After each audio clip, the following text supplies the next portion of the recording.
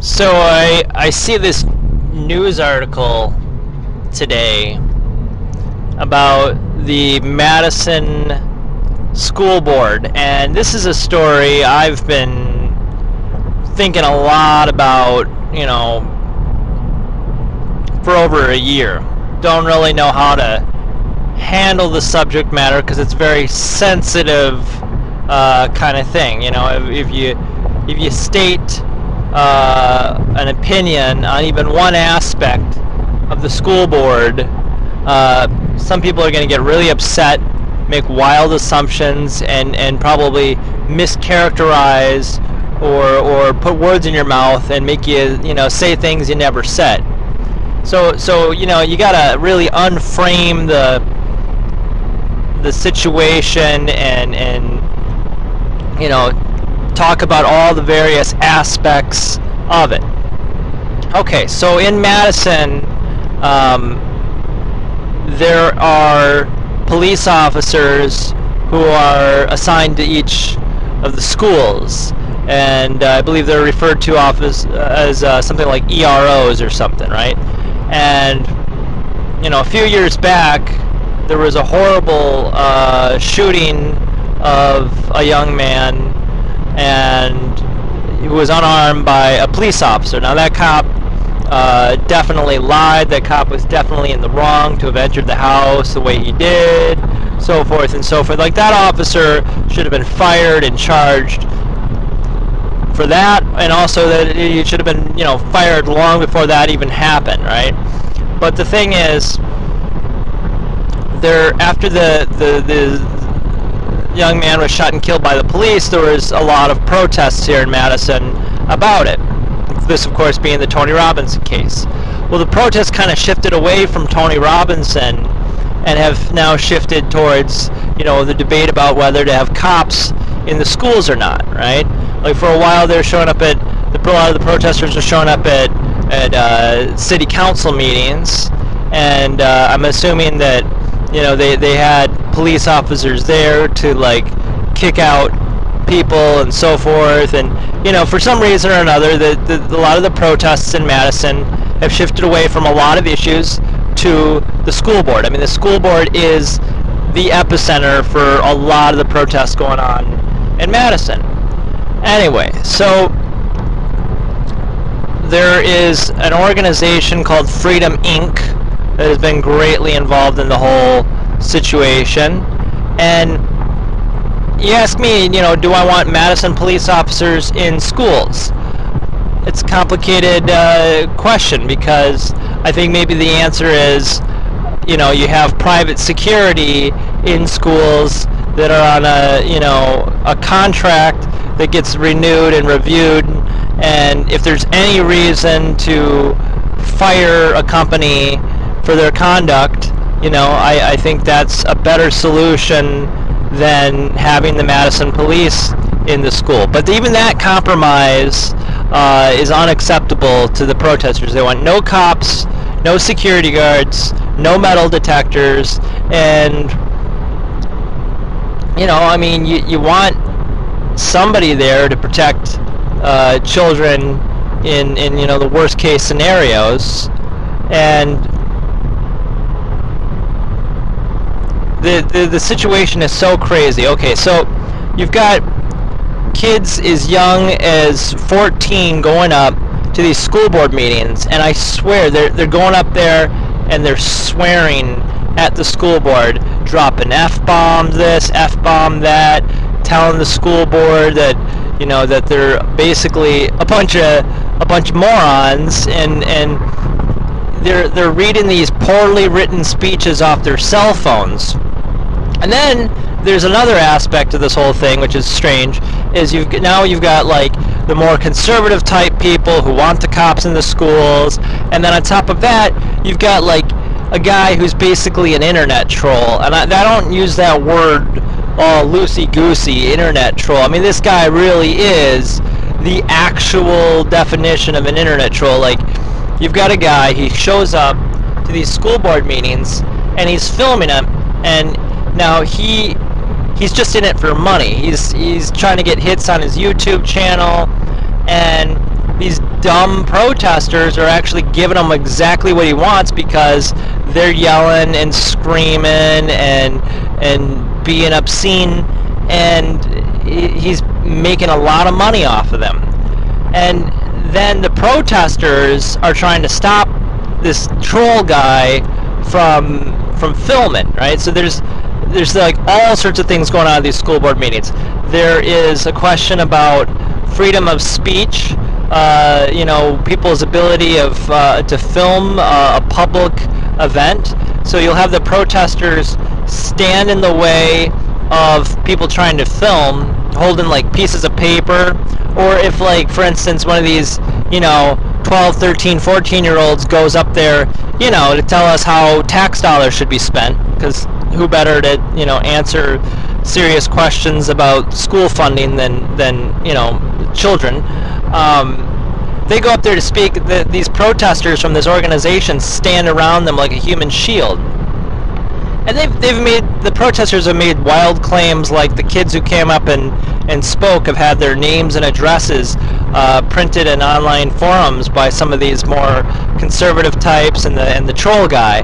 And I've asked the protesters, I said, can you prove that at all? Can you show that? That's a serious claim. I've asked multiple people that, haven't seen anything from anybody. But it's like you get people go up there and they're going on about capitalism and all sorts of things.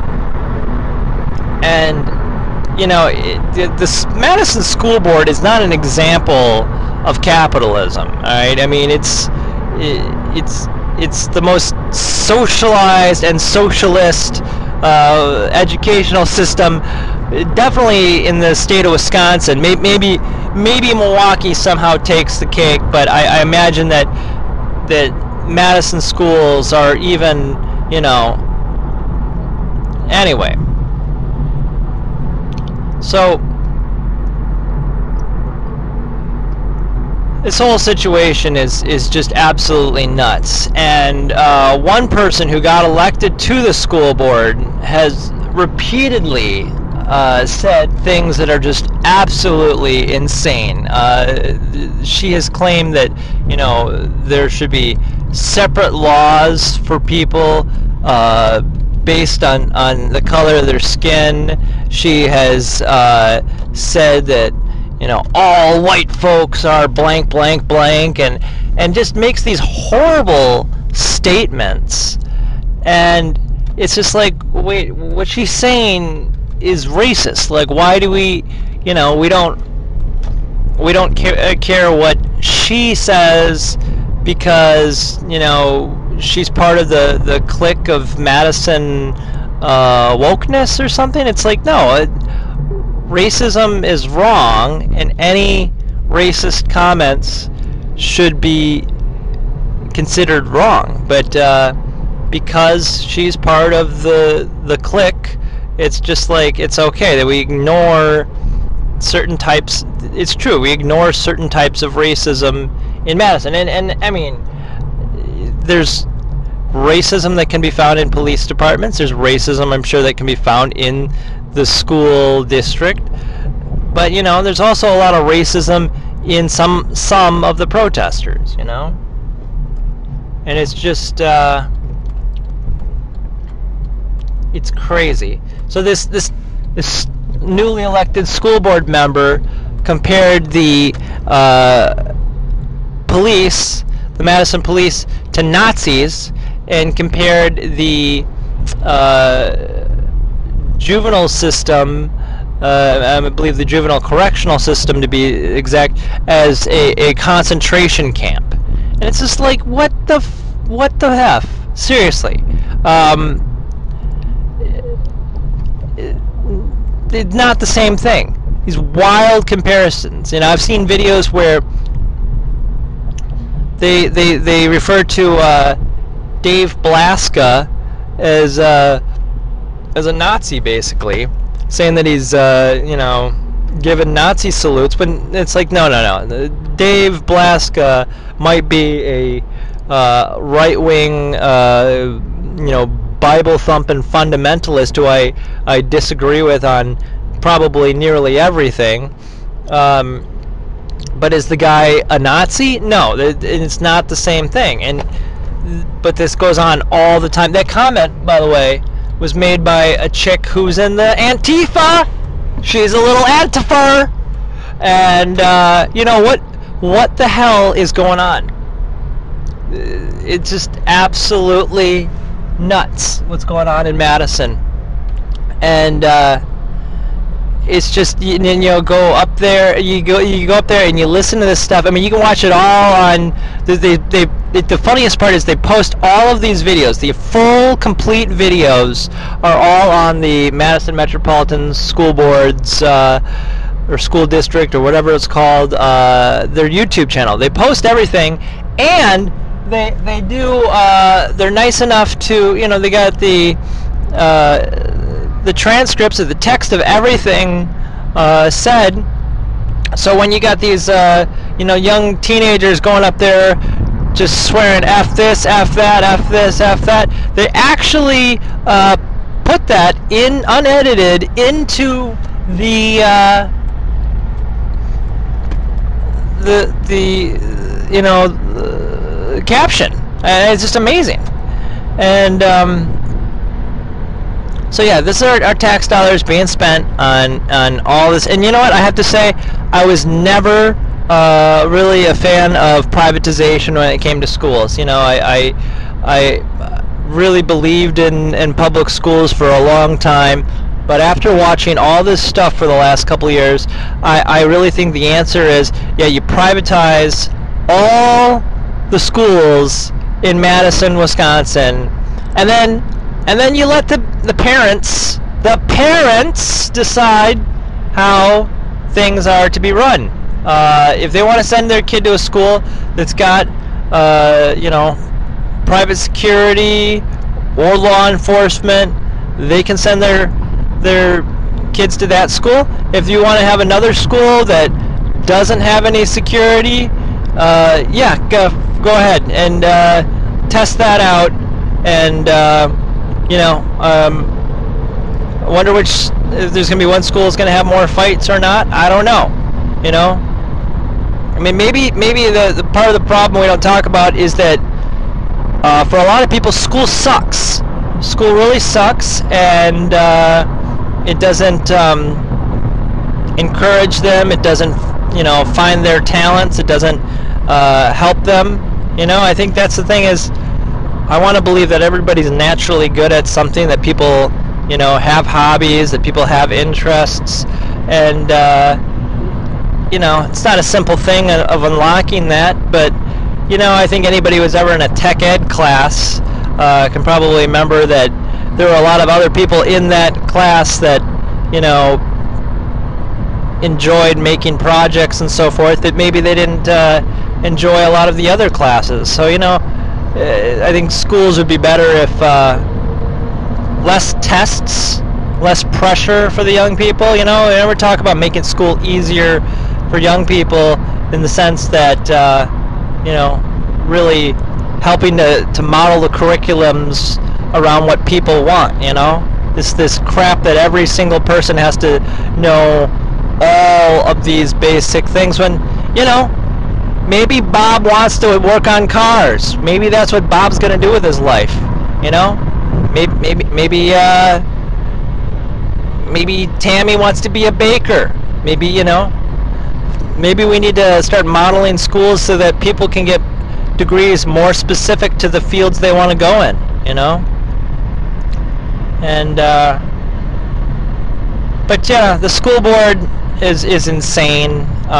You know, there was a point last, maybe it was earlier this year, when there was an all-female school board, and they're talking about the diversity of it, and it's like, what diversity? They're all Democrats. They all think the exact same crap, and they're all women. So I don't know, is that diverse if they're all women? Is that the exact same thing? I don't know. But then, you know, the rich lady, the millionaire who ran for governor, who ran and lost, who was a terrible candidate, Mary Burke, She spent a lot of money to get on the school board, like spent something like $200,000 on an election for a job that pays $12,000 a year. She had been on the school board for many years now, and she called it quits. She couldn't take it anymore. Every week you go to a school board meeting, hearing nothing but teenagers swearing at you, screaming at you, calling you evil this, evil that. I mean, it's kind of funny because she really is a piece of crap. But I was kind of had mixed feelings watching those videos of that. Here you got this rich Democrat millionaire who's full of crap getting yelled at by a bunch of crazy socialists, and so she couldn't take that anymore. She quit. And I don't know what to think about the whole situation, because fundamentally I agree with some of the protesters on specific points. I get their point about not wanting the Madison police in the schools. I get that. I understand what they mean when they say that there can be a connection between police meeting kids in school, seeing them as a punk, and then going after them outside of school. I can see there's a connection to that, but the message of that and that question, and it's so forgotten when you have somebody going up there and they're going, "Hi, I'm so and so, and blah blah blah me, blah blah blah capitalism." You got one lady, I remember she went up there and she was talking about liberalism is this and liberalism is so bad, and this was like a hardcore socialist, and basically what she was talking about, what she meant that she probably didn't realize she meant, she was talking about her problems with the Democratic establishment, but she was thinking that the Democrats that run everything, that's liberalism. That's not real liberalism. Liberalism would be freedom and liberty and open-mindedness, but Democrats are not liberals. That's people don't understand that. But she's going up there and talking about liberalism is this and liberalism is that. Now I could think to myself is, no, you're describing the establishment of corporate Democrats that have run Madison for years. Here's the thing you got to remember: there are no Republican politicians in Madison. There hasn't been for a long time.